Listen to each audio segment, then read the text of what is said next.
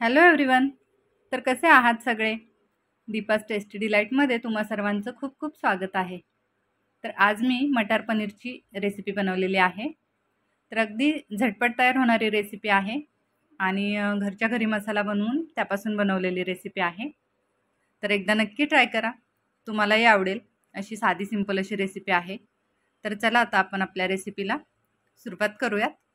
तर त्यासाठी मी गॅसवर एक पॅन गरम करत ठेवला आहे. त्यामध्ये 1 चमचा तेल घातलं आहे आणि त्यामध्ये आपल्याला हे लसूण आणि आल्याचे तुकडे आहेत,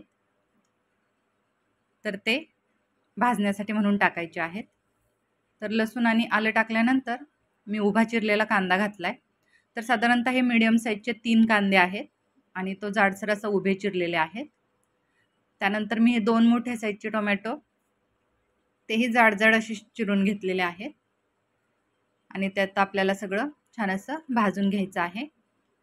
तर अगदी त्याचा कलर गोल्डन ब्राऊन होईपर्यंत आपल्याला ते परतवून घ्यायचं आहे. तर आता बघू शकता तुम्ही हळूहळू कांदा आणि टोमॅटोचा कलर चेंज व्हायला लागला आहे.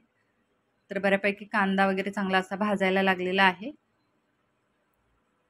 तर आता आपलं कांदा टोमॅटो छान असं भाजून रेडी झालेलं आहे. तर आता ते मी थंड करून घेणार आहे. तर त्यासाठी म्हणून मी एका प्लेटमध्ये काढून घेते, म्हणजे ते लवकर थंड होईल. त्यानंतर त्याच पॅनमध्ये आपल्याला पनीर थोडंसं शॅलो फ्राय करून घ्यायचं आहे. तर मी परत 1 चमचा तेल घातलेलं आहे आणि त्यावर आपल्याला पनीरचे तुकडे भाजून घ्यायचे आहेत. तर बघू शकता छान असं खरपूस मी असे ते पनीरचे तुकडे भाजून घेतलेले आहेत. त्यानंतर तोपर्यंत आपला हा मसाला पण थंड झालेला आहे.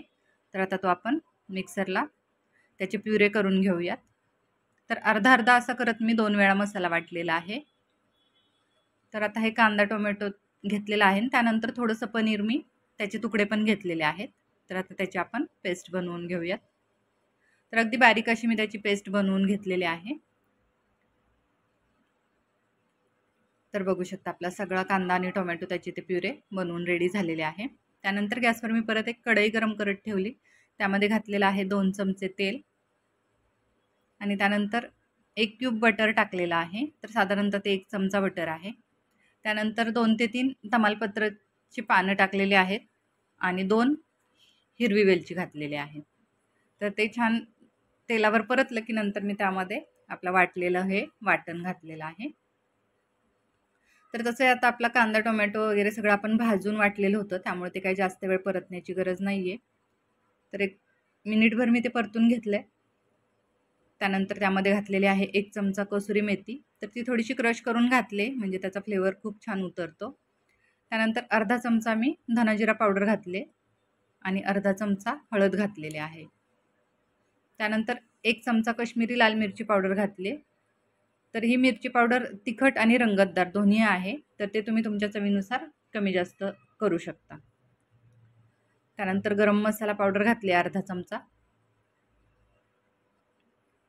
तर आता हे सगळे मसाले मी छान असे परतवून घेतलेत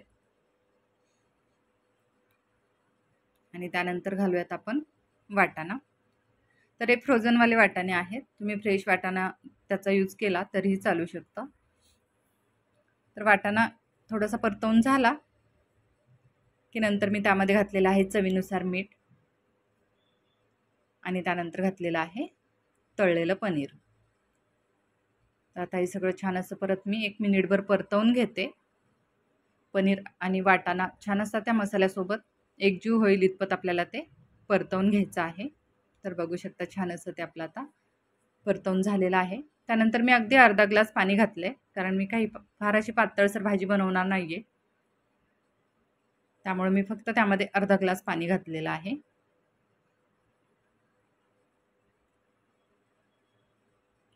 तर आता पाणी घातल्यानंतर मी चमच्याच्या साहाय्याने ते ढवळून एकजीव करून घेते.